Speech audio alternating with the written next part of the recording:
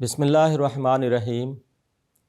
ناظرین، محاسن اسلام کے موضوع کے تحت ہم اسلام کی حسین تعلیمات میں سے بعض کا اختصار کے ساتھ ذکر کر رہے ہیں۔ اس سلسلہ میں آج ہم یہ بیان کریں گے کہ اسلام اپنے ماننے والوں کو یہ تعلیم دیتا ہے کہ تمام بنی نوع انسان برابر ہیں۔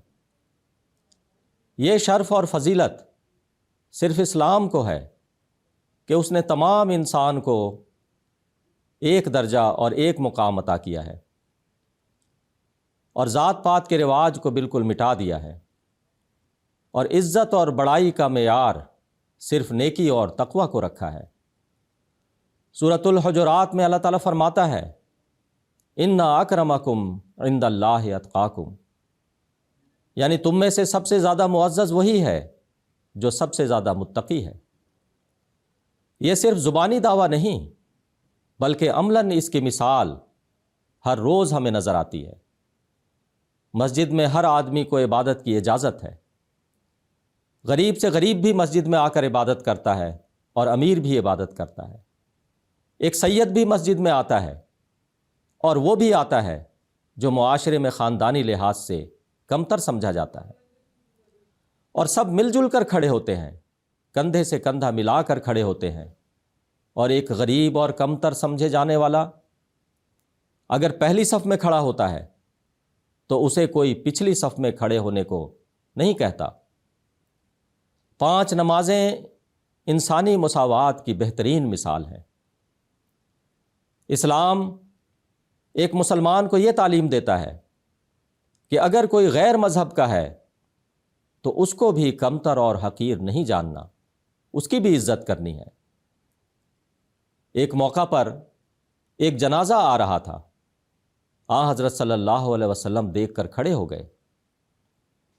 آپ کے ساتھ جو صحابہ کرام تھے ان میں سے کسی نے کہا کہ حضور، یہ کسی یہودی کا جنازہ ہے۔ اس پر حضرت صلی اللہ علیہ وسلم نے فرمایا، کیا یہودی انسان نہیں ہے؟ پس اسلام انسان کی عزت سکھاتا ہے، خواہ وہ کسی بھی مذہب کا ماننے والا ہو۔ حضرت صلی اللہ علیہ وسلم نے فرمایا، الخلق عیال اللہ فاحب الخلق الی اللہ من احسن الی عیالہ، کہ سب مخلوق یعنی تمام لوگ اللہ کی عیال ہیں، بس اللہ تعالیٰ کو لوگوں میں سے وہ شخص سب سے زیادہ پسند ہے جو اس کے عیال کے ساتھ اچھا سلوک کرتا ہے اور ان کی ضروریات کا خیال رکھتا ہے۔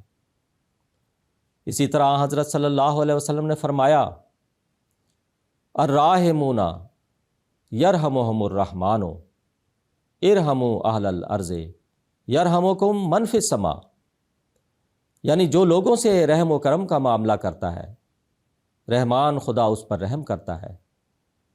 تم اہل زمین پر رحم کرو، آسمان والا تم پر رحم کرے گا۔ اسی طرح ایک موقع پر حضرت صلی اللہ علیہ وسلم نے فرمایا، اے لوگو، تمہارا خدا ایک ہے، تمہارا باپ ایک ہے۔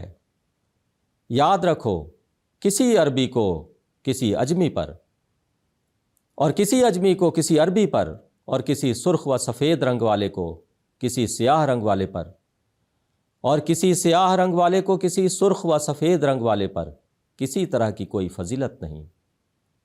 اللہ تعالیٰ ہمیں ایک دوسرے کا احترام کرنے اور ایک دوسرے کے حقوق کو ادا کرنے کی توفیق عطا فرمائے۔ آمین۔ وآخر دعوانا ان الحمد للہ رب العالمین۔